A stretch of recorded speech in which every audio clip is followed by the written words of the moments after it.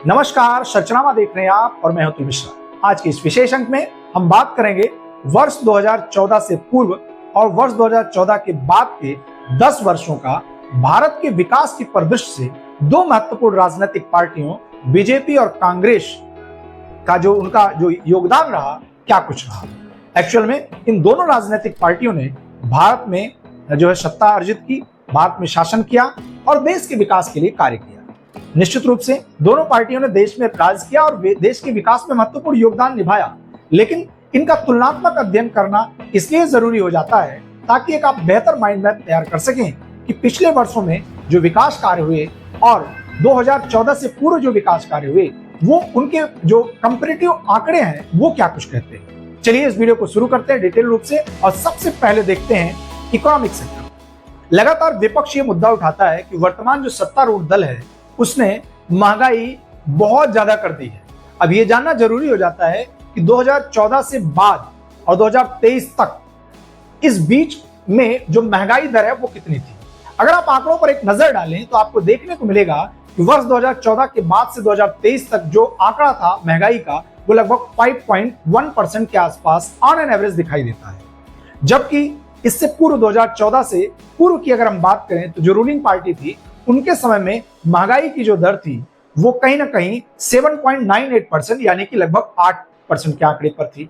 तो अब अगर आप कंपैरेटिव एनालिसिस करके देखें तो आपको ये मिलेगा कि जो 8% का आंकड़ा यानी कि 2014 से पूर्व का था वो ज्यादा था और अब 2014 से 2023 के बीच जो महंगाई दर थी वो लगभग 5.1% जो कि 7% से ज्यादा कभी नहीं देखने को मिली। इससे ये पता चलता है कि कहीं ना कहीं जो वर्तमान सत्ता है उसमें महंगाई की दर में कहीं ना कहीं कंट्रोल है। क्यों? क्योंकि कंपैरेटिव एनालिसिस डाटा पर आधारित जो आप देख रहे हैं ये कहीं ना कहीं जानना महत्वपूर्ण हो जाता है, क्योंकि ओरली कह देना आसान है कि महंगाई है, लेकिन अगर आप कंपैरेटिव एनालिसिस करें 2014 के पूर्व के 10 वर्षों और बाद के 10 वर्षों की तो कहीं ना कहीं आंकड़ों के रूप में देखने को मिलता है कि वर्तमान में जो महंगाई की दर है वो कहीं ना कहीं कम देखने को मिलती है। अब दूसरी बात, इकोनॉमिक सेक्टर में हम अगर बात कर लें जीडीपी की, क्योंकि जीडीपी भी एक महत्वपूर्ण रोल अदा करता है किसी देश की आर्थिक व्यवस्था को जानने। जिस तरीके से किसी बच्चे का रिपोर्ट कार्ड दर्शाता है कि उसने साल भर पढ़ाई में कितना कुछ किया है, उसका कितना डेवलपमेंट हुआ है जो उसके एजुकेशनल बैकग्राउंड्स में, उसी तरीके से किसी राष्ट्र की आर्थिक व्यवस्था का जो आंकड़ा है उसका पैमाना है कि हम वहां की जीडीपी को देखें कि वो कितना ग्रोथ कर रही है। अगर हम भारत की जीडीपी की बात करें वर्ष 2014 से लेकर के वर्ष 2023 तक तो जीडीपी भारत की लगभग 5.66 देखने को मिलती है। अब ये आंकड़ा तो आप कहेंगे कि भैया वर्ष 2014 से पूर्व के आंकड़े जो थे, जिस समय जो जीडीपी यहाँ की थी, अगर उन पर आंकड़ों पर एक नजर डालें तो वो 6.8% थी। तो अब ये समझ में आता है कि इसका मतलब 2014 से जो पूर्व की सरकार थी वो कहीं ना कहीं बेहतर थी। लेकिन अगर आप आंकड़ों पर एक नजर और डालें कि 2020 जो कि एक एबनॉर्मल ईयर था, इसलिए एबनॉर्मल ईयर कह रहा हूं क्योंकि वर्ष 2020 में कोरोना जैसी एक वैश्विक महामारी आई जिसका पूरे विश्व की अर्थव्यवस्था पर एक व्यापक असर देखने को मिला और इसी कारण अगर आप देखेंगे तो यूनाइटेड स्टेट्स जैसे विकसित राष्ट्र की जो जीडीपी थी -2.3 देखने को मिली, यानी कि निगेटिव जो रोल्स देखने को मिला जो जीडीपी में वो बहुत बड़ा था। वहीं जापान जैसे विकसित राष्ट्र की अगर हम जीडीपी देखें तो -4.3% देखने को मिली।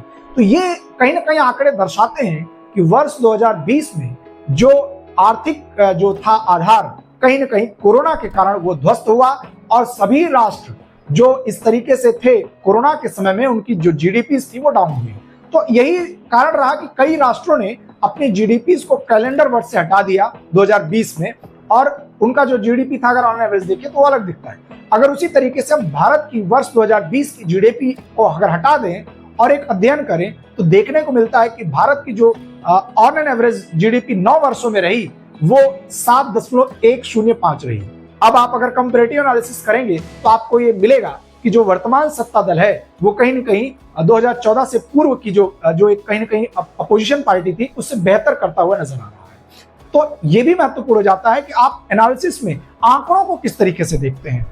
केवल और केवल आंकड़ों को एक घुमा फिरा करके पेश करना और उनका एक तथ्यात्मक विश्लेषण करना बहुत जरूरी होता है कि जो सामने दर्शक हैं उनको किस तरीके से आप परोस रहे हैं। तो इस तरीके से हमने आप तक महंगाई और जीडीपी के दो आंकड़े जो इकोनॉमिक सेक्टर से उसको दर्शाए। अब बात एक और महत्वपूर्ण हो जाती है, किसी देश में जो राजनीतिक पार्टियां हैं अपने मैनिफेस्टो में जो चीजें जारी करती हैं कहीं ना कहीं उनको कितना पूरा करती हैं, ये भी एक महत्वपूर्ण बात हो जाती है। वर्ष 2014 में बीजेपी ने अपने मैनिफेस्टो में जारी किया था कि वो न्यूनतम समर्थन मूल्य यानी कि एमएसपी लागू करेगी, लेकिन अभी तक वो नहीं हो पाया। लेकिन अब ये बात ये भी महत्वपूर्ण हो जाती है कि क्या जो पिछली सरकारें थी उन्होंने एमएसपी लागू किया? अगर नहीं लागू किया तो क्यों? क्योंकि उससे पूर्व 10 वर्ष उन्होंने भी तो बिताए, तो आखिर उन्होंने क्यों नहीं लागू किया? तो कहीं ना कहीं अगर इन दोनों पैरामीटर्स को, अगर दोनों सरकारों को अगर या तो कोई अंक ना दिए जाए या तो इनको न्यूट्रल कर दिया जाए, तो देखा जाएगा कि दोनों ने इस क्षेत्र में न्यूट्रल कार्य किया है। तो न्यूनतम समर्थन मूल्य जो किसानों के लिए एमएसपी था, दोनों पार्टियों ने फिलहाल अभी तक नहीं किया है, जबकि वर्तमान में जो इंडिया अलायंस है उसने इसको अपने मैनिफेस्टो में जारी किया है। तो देखने वाली बात होगी कि कितना वो इसको पूरा कर पाते। फिलहाल पिछली सरकार जब इनकी 10 वर्षों में थी उस समय तो उन्होंने नहीं पूरा किया था। तो खैर अब आगे की जानकारी देखते हैं। अब दूसरी बात महत्वपूर्ण हो जाती है पॉलिटिकल सेक्टर। देखिए पॉलिटिकल सेक्टर भी बहुत ही महत्वपूर्ण रोल अदा करता है किसी देश के लिए।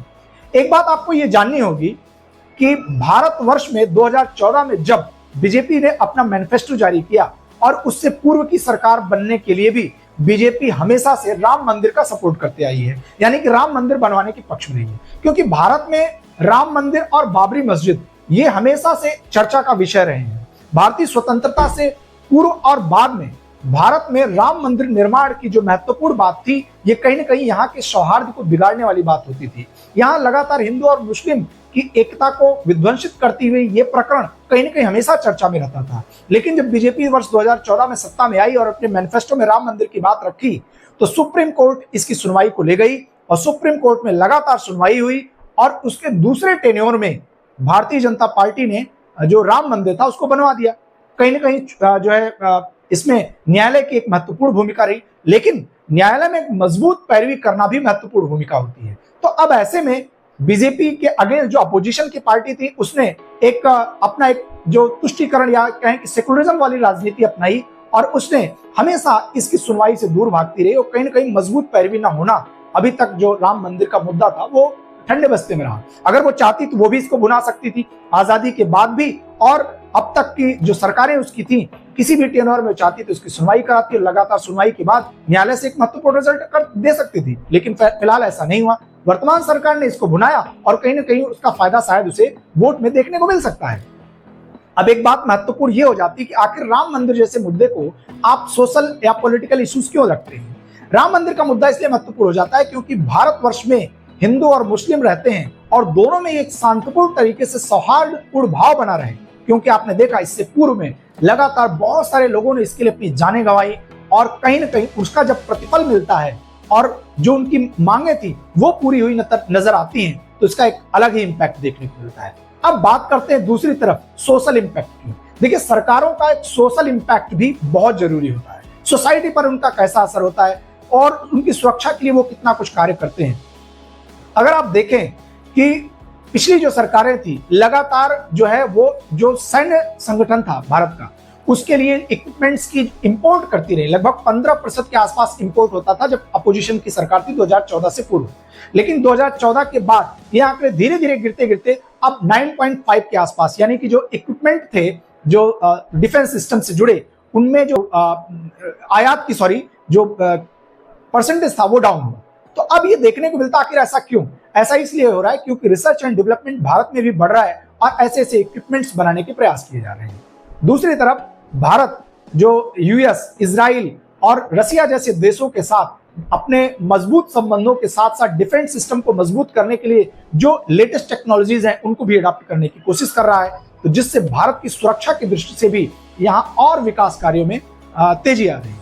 तो अगर देखें आप तो इस तरीके से हम ऐसे इकोनॉमिक, पॉलिटिकल, सोशल तमाम मुद्दों के आधार पर अब आप निर्णय ले सकते हैं कि वर्ष 2014 से बाद के 10 वर्ष और वर्ष 2014 के पहले के 10 वर्षों में किन पॉलिटिकल पार्टीज ने आपके विकास के लिए कितना कुछ योगदान दिया, उनका आंकड़ों के रूप में एक तुलनात्मक अध्ययन आपके सामने इस वीडियो के जरिए पेश था।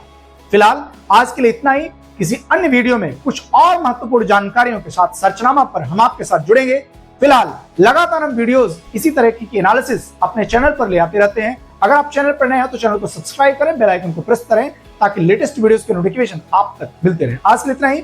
जय हिंद, जय श्री राम।